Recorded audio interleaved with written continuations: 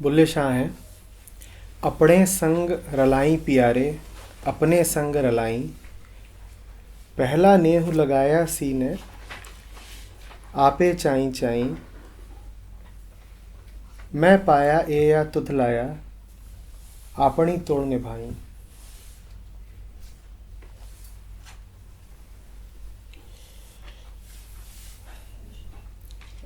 बुल्ले शाह प्रार्थना कर रहे हैं कि निभाना, निभाना। अपने संग रलाई प्यारे, अपने संग रलाई, निभाना।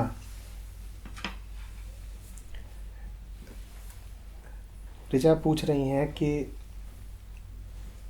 बात थोड़ी उल्टी लग रही है, परम से क्यों कहा जा रहा है कि तुम निभाना? उसके निभाने में कुछ शक है क्या? कहना तो ये चाहिए था ना कि मैं निभाता रहूं। तो ये बात कुछ उल्टी है कि बुल्ले शाह प्रार्थना कर रहे हैं कि प्रभु तुम निभाना। क्यों कह रहे हैं ऐसा? जो आपने बात कही सुनने में प्यारी है, पर देखिए कि अहंकार के रास्ते कितने सूक्ष्म होते हैं। कबीर कहते हैं ना कि मन को मेरे तक जान के मत कीजिए विश्वास।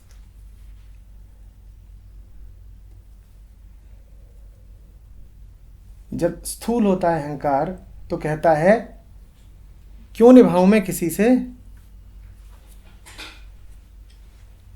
और निभाने की आवश्यकता क्या है? जो है मेरे सामने है, और उसको परखने के लिए, जानने के लिए मेरे पास बुद्धि है। कोई वादा नहीं, कोई निभाने की बात नहीं, कोई सूरत नहीं, कोई ध्यान नहीं।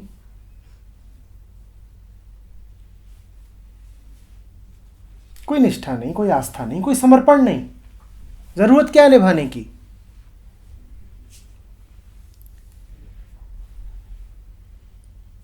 यहां से बात आगे बढ़ती है तो कुछ राज खुलते हैं, मन को ये स्पष्ट होता है कि निभाना तो पड़ेगा, कि तुम्हारी बुद्धि नाकाफी है, कि तुम मूर्ख हो, तुम नहीं निभाओगे तो तुम्हारा काम नहीं चलेगा, बड़ा दुख पाओगे। और दुख मिल रहा होता है, प्रमाण सामने होता है, साक्ष्य अनदेखा नहीं किया जा सकता। तो मन कहता है हाँ बात तो ठीक है, नहीं निभाया तो बड़े दुख पाए, समर्पण नहीं किया तो जीवन रेगिस्तान जैसा है, अकड़े खड़े हैं तो पूरा शरीर दुख रहा है। तो इसका अर्थ यह है कि निभाना तो पड़ेगा। और तुम प्रसन्न होते हो कि ये देखो हमने अहंकार पे विजय पा ली, मन मान गया कि निभाना पड़ेगा, पहले मानता ही नहीं था।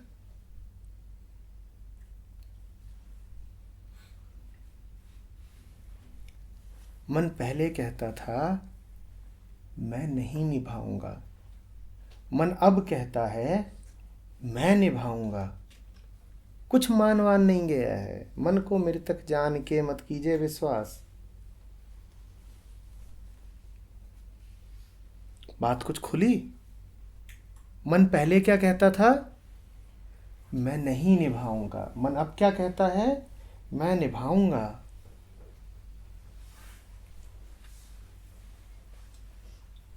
बुल्ले शाह इसीलिए कह रहे हैं तुम निभाओ,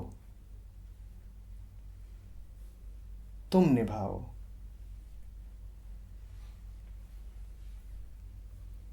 पहले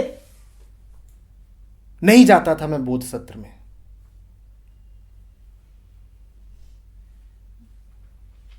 अब लगातार जाता हूं, बिना नागे के जाता हूं।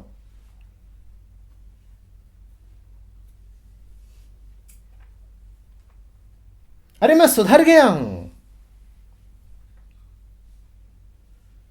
मैं बेहतर हो गया हूं।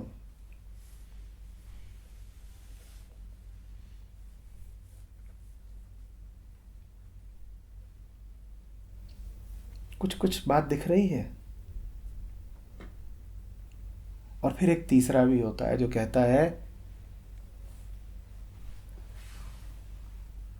बुलाया जाता है तो चले जाते हैं। कहता है हम नहीं जानते कुछ करना, हम तो बस इतनी प्रार्थना कर सकते हैं कि जब तुम्हें उचित लगे बुला लेना।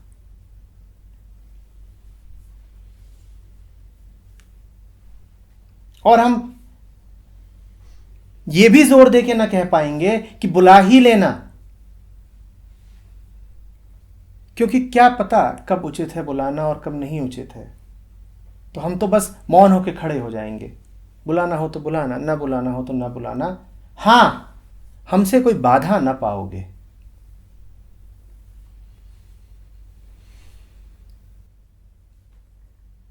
हम खाली रहेंगे, हम उपलब्ध रहेंगे, हमसे गूंज उठेगी। कभी खाली भवनों में जाके देखना, वहां गूंज उठती है, क्योंकि वो खाली होते हैं। और गूंज का अर्थ जानते हो? जो तुमने कहा ठीक वही हुआ, वही वापस आया। तुमने कहा आओ तो आओ ही वापस आया। हम खाली थे, हम उपलब्ध थे सुनने के लिए। हमारी इतनी हैसियत कहां कि हम कहें कि हम आते हैं। और जब तक हम कह रहे हैं हम आते हैं, तब तक तो हमने चालाकी से न आने का विकल्प खुला छोड़ा हुआ है। क्योंकि यदि आने का फैसला मैंने किया है तो मैंने अपने पास ये अधिकार अभी सुरक्षित रखा है कि किसी दिन कह दूं कि अब नहीं आऊंगा। यदि मैं आने वाला हूं तो न आने वाला भी हो सकता हूं।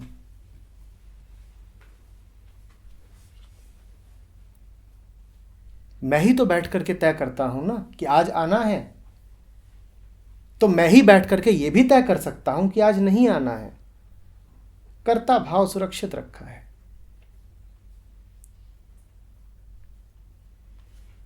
बुल्ले शाह ठगनी को ठगना जानते हैं। वो मन के इन पुराने दांव पेचों में फंसने वालों में नहीं है। तो वो ये कहेंगे ही नहीं कि प्रभु तुझसे प्रीत मैं निभा रहा हूं। वो कह रहे हैं तू निभा, तू, तुझ पे छोड़ा,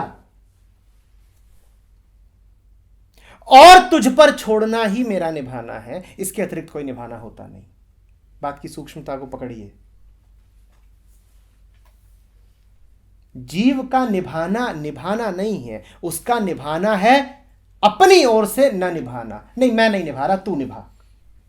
अपनी ओर से जो मैं कर सकता था वो मैंने सब तुझ पे छोड़ दिया, यही मेरा निभाना है। हमारा तुम्हारा जो वादा हुआ था, उस वादे में जो करना है वो तुम्हें करना है, और जो कुछ नहीं करना है वो हमें करना है। हमारा तुम्हारा कॉन्ट्रैक्ट ही यही है। कृष्ण कहते हैं गीता में, एकमात्र कर्ता मैं हूं, एकमात्र कर्ता मैं हूं। अर्जुन, तेरा मेरा रिश्ता ही यही है कि करूंगा मैं, प्रतीत भले हो कि तू कर रहा है। हां ठीक, बाण तेरे गांडीव से चलेंगे, शरीर तेरा गति करेगा, पर चलाने वाला मैं हूं। और जो जानते हैं वो अच्छे से जानते हैं कि बाण अर्जुन ने नहीं, कृष्ण ने ही चलाए थे। धनुष रहा होगा अर्जुन का, कला रही होगी अर्जुन की, और कौशल रहा होगा अर्जुन का, और शरीर रहा होगा अर्जुन का, पर चलाने वाले तो कृष्ण ही थे। बाण खाने वाले भी कृष्ण ही थे।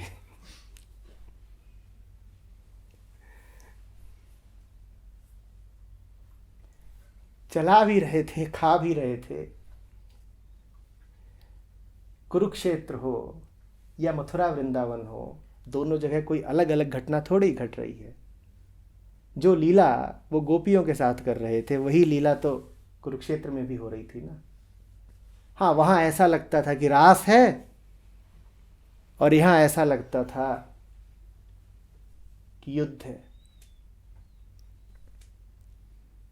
हो क्या रहा था? हो कुछ नहीं रहा था। दोनों जगह कृष्ण का नृत्य था। न रास था न युद्ध था, दोनों जगह बस नृत्य था।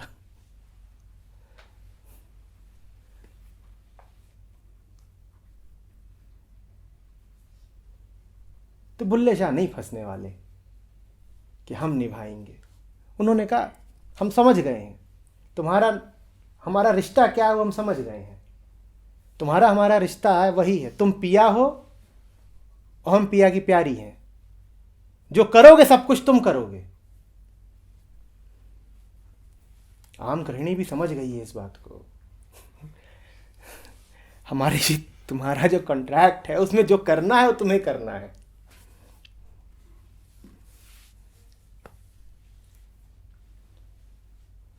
वो कुछ वैसी ही बात है।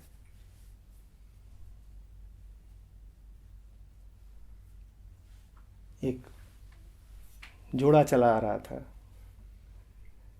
तो उनसे पूछा गया कि आप लोग क्या करते हैं? तो उन्होंने जवाब दिया कि हम वर्कशॉप चलाते हैं।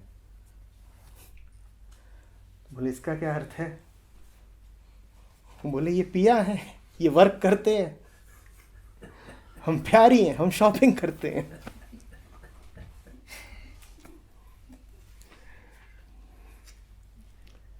तो ये सब बुल्ले शाह से अनुप्रेरित चुटकुले हैं। जो करोगे वो तुम करोगे, हमें कुछ नहीं करना है।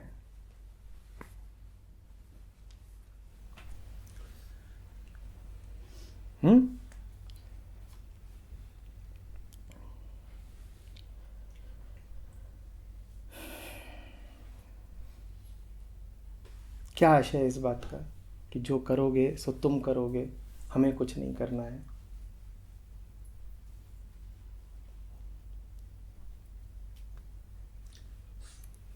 अर्थ क्या हुआ?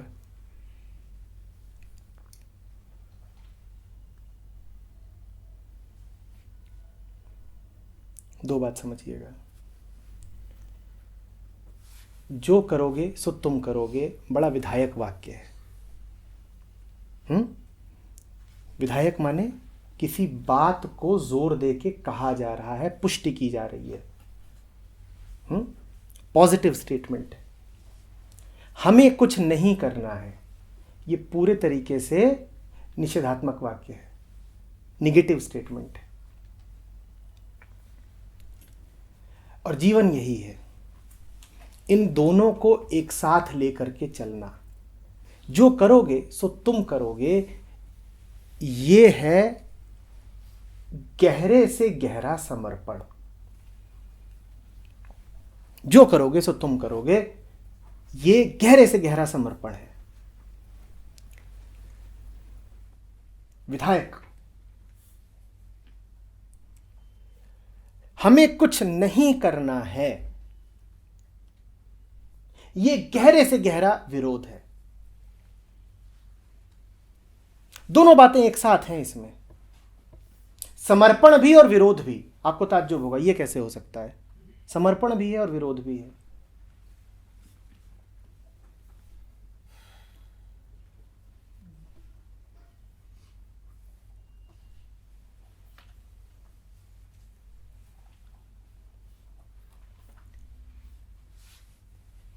शरीर के तल पे, मन के तल पे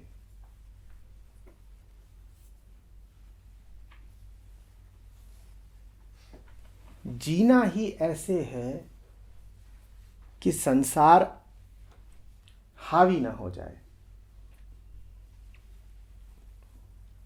क्योंकि संसार यदि हावी हो गया तो संसार के प्रति मात्र हिंसा रहेगी। जो तुम पे हावी होता है तुम उसके दुश्मन हो जाते हो। होते हो कि नहीं? तो संसार का गहरा विरोध करना जरूरी है ताकि संसार दुश्मनी ना हो जाए और तुम संसार से प्रेम में जी सको। इस बात को समझना, भूल हो जाएगी अगर ध्यान नहीं दिया। जब मैं कहता हूं संसार का विरोध करो करो और जरूर करो, जान चली जाए तो भी करो। कबीर कहते हैं अधिक स्नेही माछरी, कि मछली जैसे रहो कि अगर हमें जरा भी छेड़ोगे और जल से बाहर निकालोगे तो जान दे देंगे। और कबीर कहते हैं फुलवा भार न ले सके, कि जरा हमारे ऊपर भार अगर डालोगे तो अभी टूट जाएंगे, अभी मुरझा जाएंगे, जिएंगे नहीं, पर हमें बंधक बनाने की कोशिश न करना। जब मैं ये कहता हूं तो अक्सर हो सकता है ये भ्रम हो जाता हो कि मैं कह रहा हूं कि संसार से शत्रुता में जियो। बात को समझो, मैं कह रहा हूं संसार के विरोध में जियो, क्योंकि संसार की प्रकृति है हावी होना। संसार की प्रकृति है तुम्हें संस्कारित करना। तुम पैदा होते हो तो पहले ही क्षण से संसार तुम्हारे साथ क्या कर रहा होता है? वो तुम्हें संस्कारित करने, नियोजित करने के प्रयत्न में लग जाता है। संसार का विरोध करो ताकि संसार तुम पे हावी ना हो जाए। यदि हावी हो गया तो तुम उसके शत्रु हो जाओगे। गौर से परखो इस बात को कि ऐसा ही है कि नहीं। दुनिया में जो भी कोई है वो क्या संसार का शत्रु ही नहीं है? हम सब दुनिया को कैसे देखते हैं कि दुनिया हमारी बैरी है? ऐसे ही देखते हैं ना, तभी तो लगातार अपनी सुरक्षा की कोशिश में लगे रहते हैं। अगर दुनिया को हम बैरी की तरह ना देख रहे होते तो हम इतनी दीवारें क्यों खड़ी करते? आप प्रतिपल अपनी सुरक्षा की चिंता में जीते हो। इसका अर्थ क्या है कि आपने संसार को क्या बना रखा है? दुश्मन बना रखा है। और संसार को आपने दुश्मन बना ही इसीलिए रखा है क्योंकि पहले आपने संसार को अपने ऊपर हावी होने दिया। जो आपके ऊपर हावी होगा वो आपका दुश्मन हो जाएगा। अब आप अपनी सुरक्षा करोगे और उससे कभी प्रेम में नहीं जी सकते। मैं कहता हूं संसार का विरोध करो ताकि तुम संसार के प्रेम में जी सको। जो संसार का विरोध नहीं करेगा वो कभी संसार से प्रेम नहीं कर सकता।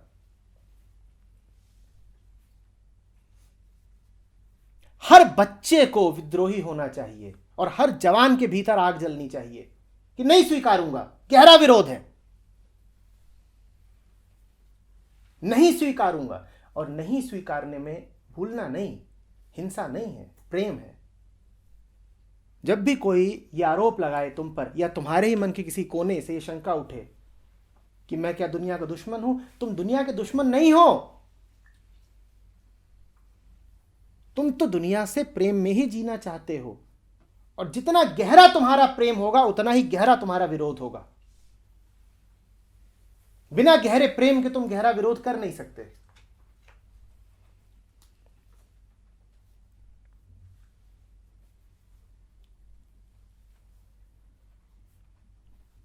ये सारी मान्यताएं, ये ढर्रे, ये जीने के तरीके, ये तुम्हारे आसपास के लोग, मैं कहता हूं, बिल्कुल कहता हूं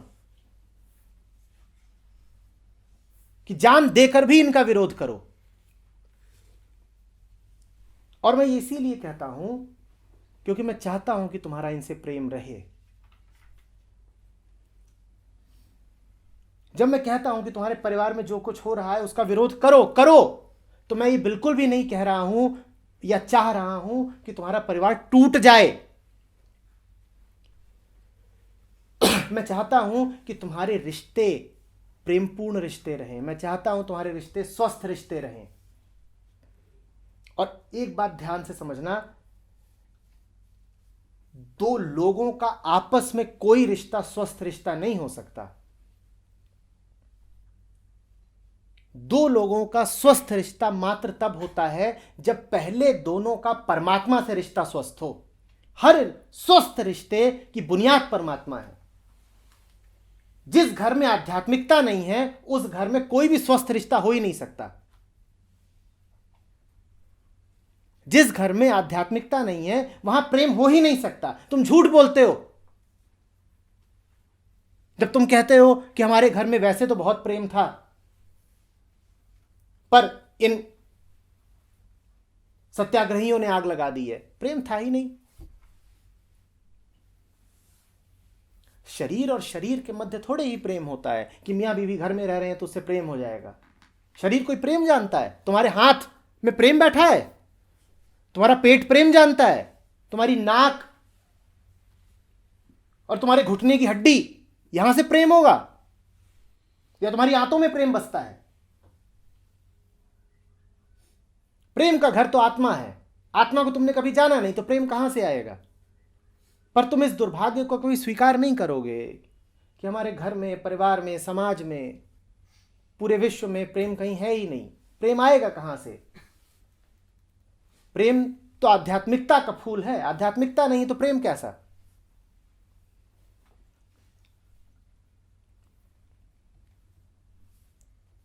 तो गहरा विरोध करो, प्रेम की खातिर लड़ो। लड़ रहा हूं तुझसे क्योंकि आशिक हूं तेरा। तुझसे प्रेम ना करता होता तो इतनी ऊर्जा कहां से आती मुझ में कि तुझसे लड़ जाऊं। जान दिए दे रहा हूं क्योंकि प्रेम करता हूं तुझसे, और तेरी भी जान ले लूंगा क्योंकि प्रेम करता हूं तुझसे। ये कुछ खास तरह का प्रेम है। ये वो प्रेम नहीं है कि तुम मेरे मुंह पे मलाई मलो और मैं तुम्हारे मुंह पे मक्खन। ये वो नहीं है कि आओ आओ अच्छी अच्छी बातें करें और मीठा मीठा करके सो जाएं। ये तो वो प्रेम है जो लहू की धार से सींचा जाता है।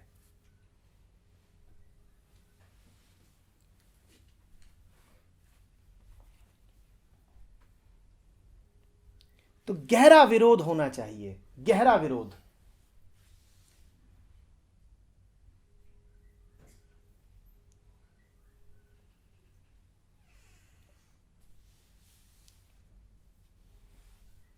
और उस गहरे विरोध के लिए आत्मा का गहरा समर्पण जरूरी है, क्योंकि वो ऊर्जा तुम्हारी अपनी नहीं हो सकती। तुम्हारी ऊर्जा उठती है तुम्हारे तर्कों से, और तुम्हारे तर्क जल्दी ही हार जाएंगे। तुम कोई भी तर्क दो,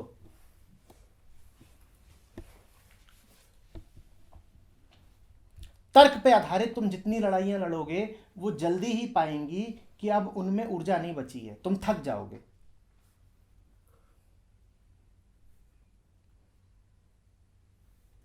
तुम हार जाओगे, तुम्हें हारना पड़ेगा। वो ऊर्जा तो सिर्फ गहरे समर्पण से उठ सकती है।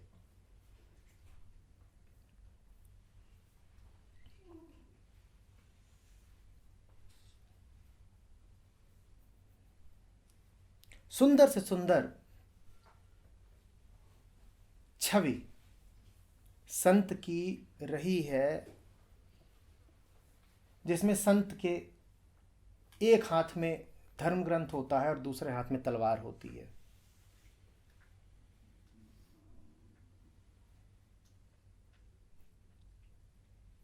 और दोनों एक दूसरे के परिपूरक हैं। धर्म ग्रंथ के बिना तलवार चल नहीं पाएगी, थक जाएगी, डर जाएगी और हार जाएगी, या फिर आतताई हो जाएगी, हिंसक हो जाएगी।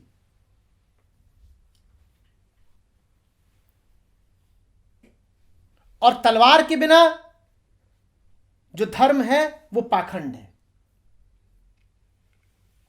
जिस धर्म में विरोध के लिए जगह नहीं है और जिस धर्म से तुम्हारे भीतर से गहरा विरोध नहीं उठता, वो धर्म झूठा है।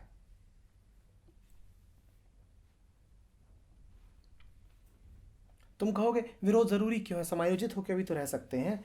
तो तुमने जरा ध्यान नहीं दिया, तुम समझ ही नहीं रहे हो कि संसार की प्रकृति क्या है। संसार की प्रकृति ही है तुम्हें संस्कारित करना, तुम्हें विरोध करना ही पड़ेगा। विरोध के अतिरिक्त कोई रास्ता नहीं है। तुम में से जो लोग ये सोचते हो कि नहीं नहीं नहीं नहीं, संसार से सुंदर सुमधुर औपचारिक रिश्ते भी बना के भी तो रखा जा सकता है, झूठ बोलते हैं, उन्हें पता ही नहीं है। संसार से कोई सुमधुर रिश्ता नहीं हो सकता। संसार सिर्फ सबको गुलाम बनाना जानता है। संसार का अर्थ ही है ढर्रे, और ढर्रे मात्र ये चाहते हैं कि तुम उन पर ही चलो, उनसे हटो नहीं। संसार का अर्थ है ढर्रे, और ढर्रों का अर्थ होता है हम पे चलो, हमसे हटना नहीं। हमसे हटे अगर तो हम तुम्हें अपराधी घोषित कर देंगे। तो विद्रोह तो करना ही पड़ेगा ना। दो तीन बातें कह रहा हूं। ये विद्रोह शत्रुता या हिंसा नहीं है, ये विद्रोह प्रेम की हुंकार है। जिसके प्रति विद्रोह कर रहे हो उसके तुम दुश्मन नहीं हो, उसी का गहरा प्रेम तुम्हें ऊर्जा दे रहा है। और यह बात घोषित करते हुए लजाना नहीं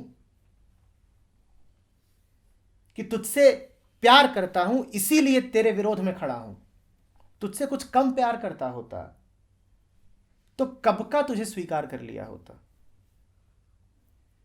यदि मेरे प्यार में लेश मात्र भी अपूर्णता होती तो मैं क्यों इतनी जान जलाता।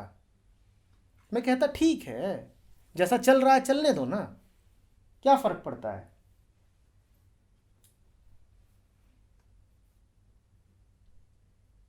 तो तुझे यह भ्रम न रह जाए कि मेरे दिल में तेरे लिए जगह नहीं।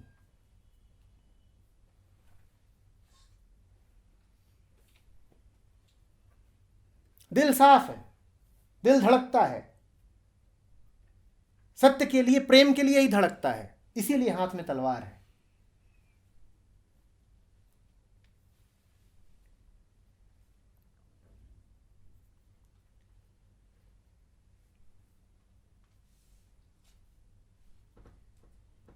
यह होता है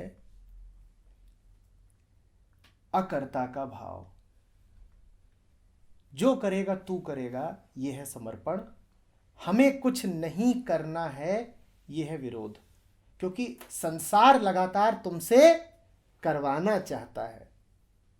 विरोध का अर्थ यह नहीं है कि हम कुछ नया करके दिखाएंगे। विरोध का अर्थ बस इतना ही है, वो नहीं करेंगे जो तुम हमसे करवाना चाहते हो। क्योंकि हमें कुछ नहीं करना है, हमारा करने वाला तो कोई और है। हमने अपनी डोर तो किसी और को दे दी है, तुम्हारी आज्ञाओं का पालन न करेंगे, यही विरोध है। विरोध का अर्थ समझ रहे हो ना। तेरी कैसे मान लूं, मुझे जिसकी माननी है वो कोई और है, यह विरोध है। समर्पित हूं किसी और को, इसी को कबीर कहते हैं सती होने का भाव। यही कबीर की सती है। मेरा पति कोई और है, तेरी कैसे मान लूं। तेरा तो विरोध ही करूंगी तू जब भी सामने आएगा। सती से अर्थ समझिएगा, किसी औरत को सती नहीं कह रहे हैं कबीर। और कबीर ने सती को लेकर खूब बात करी है। सती मन की अवस्था है जिसमें मन समर्पित है मात्र उस परम पति को, और मन कह रहा है ना, किसी और के लिए जगह नहीं है, कोई और आएगा तो उसका विरोध है। आप कहेंगे विरोध क्यों? उसे छोड़ा भी तो जा सकता है, उसे इग्नोर भी तो किया जा सकता है। बिल्कुल कर लीजिए, पर यही तो विरोध हो जाएगा। इसी का नाम तो विरोध है। दुनिया आपसे चाहती है कि आप कुछ करें और आप दुनिया की उपेक्षा कर दीजिए, इग्नोर कर दीजिए। इसी का नाम तो विरोध है। और क्या विरोध होता है? यही तो तलवार है। दुनिया कहेगी अब तुम्हारी इतनी उम्र हो गई है, अब ये सब करो, तुम उपेक्षा कर दो, यही तो विरोध है। तुम्हें कुछ खास थोड़ा ही करना है, तुम्हें बस वो नहीं करना है जो तुमसे तुम्हारे मालिक करवाना चाहते हैं, यही तो विरोध है। तुम्हें कुछ नया अजूबा करके नहीं दिखाना है, तुम्हें कहीं को भागना नहीं है, तुम्हें बस अपनी जगह खड़े रहना है, यही तो विरोध है। कबीर कह रहे थे ना, जो सुख में आगे ना आए, जो दुख में पीछे ना हो जाए, वही भक्त है। यही तो विरोध है कि तुम आकर्षित करोगे तो हम आकर्षित नहीं होंगे, तुम हमें डराओगे हम पीछे नहीं हटेंगे, यही विरोध है। अपनी जगह खड़े रहने के लिए ही तलवार चाहिए, कुछ हासिल करने के लिए नहीं।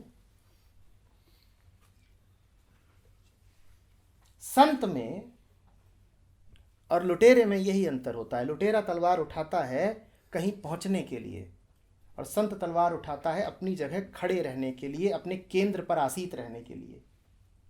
तलवार दोनों उठाते हैं।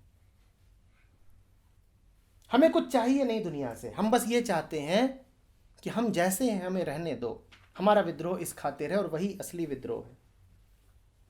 तुम्हारी नहीं सुन सकते।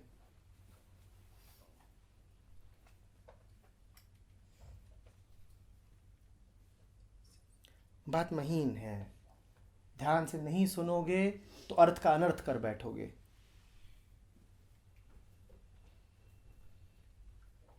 और अर्थ का अनर्थ खूब हुआ है।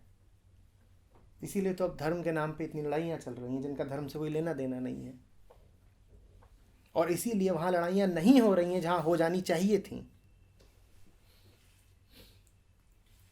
जहाँ लड़ाइयों का कोई प्रयोजन नहीं, वहाँ रोज लड़ाइयाँ हो रही हैं, और जहाँ इसी क्षण विद्रोह हो जाना चाहिए वहाँ सब मुर्दे बैठे हुए हैं, वो विद्रोह जानते नहीं।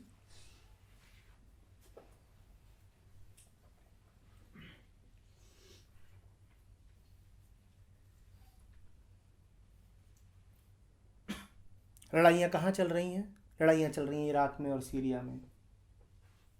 कोई प्रयोजन नहीं, व्यर्थ। और लड़ाइयाँ कहाँ होनी चाहिए थी? लड़ाई होनी चाहिए एक एक दफ्तर में, लड़ाई होनी चाहिए इन सारे भरे बाजारों में। यहाँ विद्रोह की आग उठनी चाहिए। विद्रोह करना चाहिए हर खरीदार को जिसे लुभाया जा रहा है। विद्रोह करना चाहिए हर उस सामान्य गृहस्थ को जिसे ढकेल दिया गया चक्की में। वहां विद्रोह का कोई लक्षण नहीं। वहां हम ऐसे जीते हैं कि हम तो बिल्कुल समुचित रूप से समायोजित हैं, वेल एडजस्टेड। लड़ाइयां चल कहां रही हैं? अंतरराष्ट्रीय सीमाओं पर, जहां लड़ाइयों का कोई अर्थ नहीं। एक देश का सैनिक दूसरे देश के सैनिक को मार रहा है और दोनों एक दूसरे को जानते नहीं, किस बात पे मार दिया पता नहीं।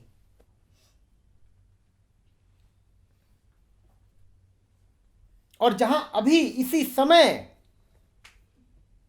यलगार हो जानी चाहिए, वहां मुर्दे पड़े हैं लोग। बेटा बाप से सवाल नहीं कर रहा है कि तुम ये कैसी जिंदगी जी रहे हो। बाप बेटे को आईना दिखाने को तैयार नहीं है।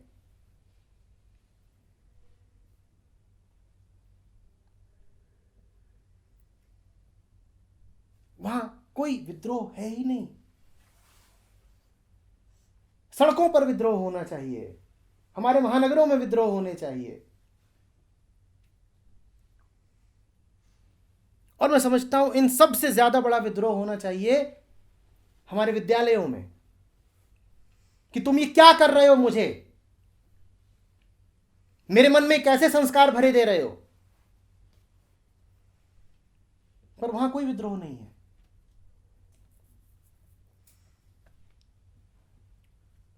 तो मूर्खता और कैसी होती है?